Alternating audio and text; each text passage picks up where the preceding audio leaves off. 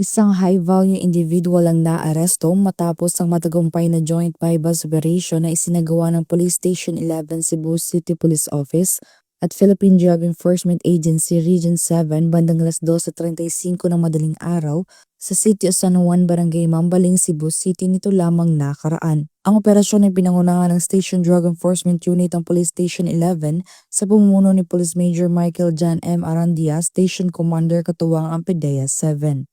Kinilala ang suspect na si Alice Jan, 20 anyos, lalaki, Filipino, walang trabaho at residente ng Barangay Daya, Cebu City. Siya ay inaresto dahil sa paglabag sa Section 5, Selling of Dangerous Drugs at Section 11, Possession of Dangerous Drugs, Article 2 ng Republic Act 9165. Nakumpiska mula sa suspect ang gamit kumulang 1,030 grams ng hinihinalang shabu na may standard drug price value na 7,004,000 pesos, kabilang isang medium-size sachet ng shabu bilang object of sale, 5 medium-size sachets at 10 na-tied plastic sachets bilang object of possession, bypass money at siyam na budol money, isang knapsack bag at iba pang lalagyanan ng ilegal na droga. Ang sinagawang marking, inventory at pagkuha ng litrato ng mga ebidensya ay naisagawa alinsunod sa itinakda ng batas. Ang suspect ay agad na ipinaalam ang kanyang mga karapatan alinsunod sa Konstitusyon at Republic Act 9745 sa wikang kanyang nauunawaan. Ang mga nakumpiskang ebidensya ay dinala sa PDEA Regional Office 7 para sa chemical analysis habang ang suspect ay kasalukuyang nakapiit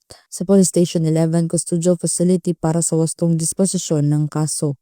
Patunay lamang ito na walang kumpay ng kampanya ng kapulisan laban sa illegal na droga at ang mahigpit na pagpapatupad ng batas kasabay ang pagsunod sa due process at paggalang sa karapatang pantao alinsunod sa layunin ng PNP Patrol Plan 2030 at sa bisyon ng makabagong pulis sa makabagong panahon. Mula dito sa Cebu City, ako ang iyong Police News Network Correspondent, Patrolwoman Judith Nicanor, alagad ng batas, tagataguyod ng Balitang Pulis.